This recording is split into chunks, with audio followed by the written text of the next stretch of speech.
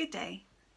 So the time has come at last to explain a bit more, if it's not evident to you, about what KabuffFM is, a pirate radio station, but also an opportunity to talk about this particular book, the Frankfurt Kabuff, and a little bit about self-publishing too. So hopefully this might have some pedagogical purpose for you.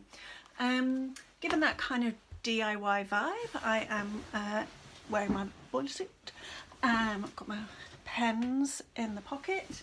I have my hammer at the ready and my ruler, measuring device, and my toolbox here, as well as the actual tools of the DIY self-publishing trade, a laptop and a cardboard box, which is full of Frankfurt Kabuffs, which were delivered, actually not to me, but to the off license, which is the UPS pickup point.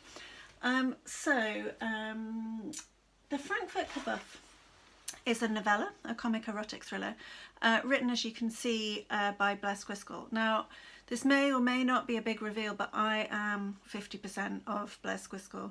And so I'm going to talk a little bit about this particular book, its creation.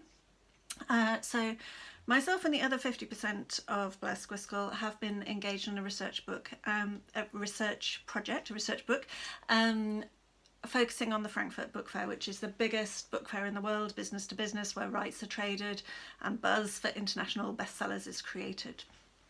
But we got kind of interested in some additional aspects of the book fair, some of its aspects of sociality, some of the tricky questions about freedom of speech that happened at the fair as well.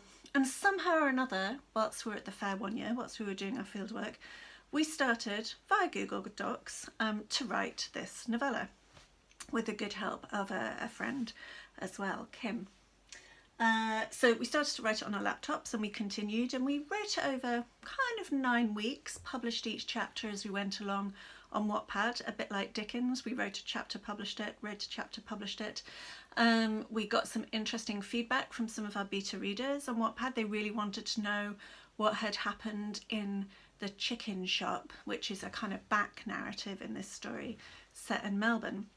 So we wrote about that, which we hadn't actually been intending to do. So that was kind of really useful, actually, to have those early readers kind of telling us what they were intrigued with by the book. So it was available, it was online. A few readers had read it and told us that they loved it, which was very nice.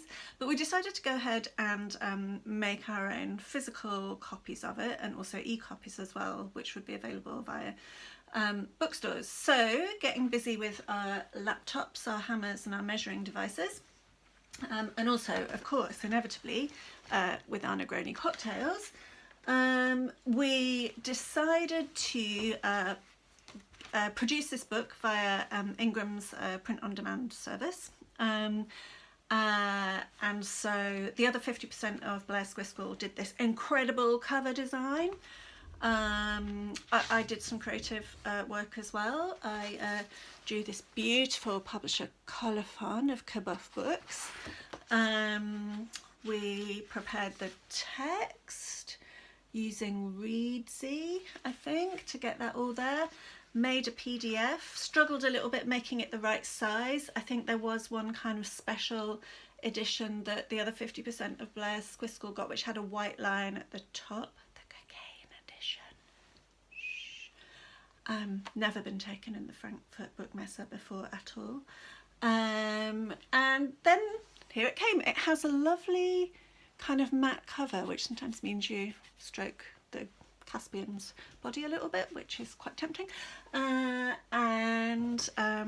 That's it. Ingram's was a really good service for us, because what they do is they get it into all of the digital bookstores, including Amazon, but they also make it available so you can order it as print copies via whatever physical bookshop you might want. So this book is quite available to buy should you wish to do so. So yeah, it was a great service all round, actually. Would really recommend it. Look how beautiful that book is. Very nice indeed. So just so you know a little bit more, you have a bit of a sense of the theme of the book. A kabuff, we learnt when we were at the Frankfurt Book Fair doing our research, is a German word for a cupboard, but it's not the standard word for a cupboard. It's a little bit colloquial. I suppose it has, like closet does, it has some metaphorical resonances. They're not quite the same ones. So you wouldn't say you're coming out of the kabuff like you might come out of the closet, but it does kind of imply a cobwebby space where you might put some of your repressed unconscious into it, and so it became a kind of key location for us in terms of thinking of the kind of behind the scenes aspects of the Frankfurt Book Fair, what those kind of service places might be looking like, what's going on behind the bright cheerful, buzzy nature of the Frankfurt Book Fair. And so there is some activity, including some of the erotic activity, that happens in the kabuffs. And I'm just going to end up by reading a little bit out to you, not one of the erotic scenes, sorry, but one of the action scenes. So our heroine, Beatrice, I should just say, this was a plane ticket from the last time I came back from the Frankfurt Book Fair. I was upgraded to business class, which was very, very nice, but I was also flying with the other 50% of Blair Squiscle, and so fortunately I managed to get the other 50% of Blair Squiscle upgraded as well, which is very nice on our return home. Yes, our Beatrice Barrowin, Barrowin, our heroine, Beatrice, has been sneaking underneath the floor of the book fair to get up secretly into one of the kabuffs where she has a suspicion that something's been going on. But then she sneezes and the people who are in the kabuff above her hear her and pull her up. And that's the little bit that I'm going to read. So here we go. The voices above her were speaking in a fast German. Beatrice was too dazed to understand. Her eyes searched the kabuff, looking around her for anything that might help. Slabs of mineral water teetering precariously. A rack with coats, those misshapen, wrapped parcels were still there at the back. Squinting, Beatrice thought perhaps she could see some wires poking out from their sides. She shuddered and turned her head. A few metres away, Beatrice could see stacks and stacks of books, hundreds of copies of the same book, the words "My Struggle" stamped on the spine. Perhaps, she thought, it was one of the volumes of Carl Uwe Knausgaard's memoir, which had appropriated that title from one of history's darkest texts. Beatrice felt a familiar flush of annoyance with the amorality of some contemporary literary fiction.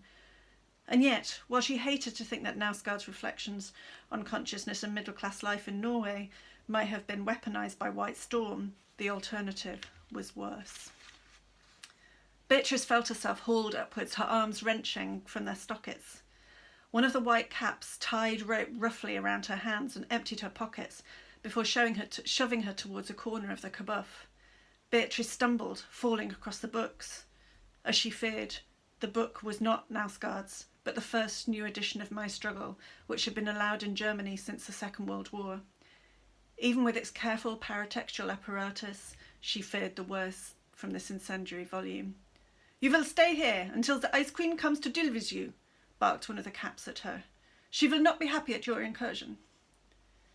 11 eyes and one eye patch glared at her, each one piercing blue. Then they turned away from her, exiting via the kabuff door. She heard the lock turn in the door.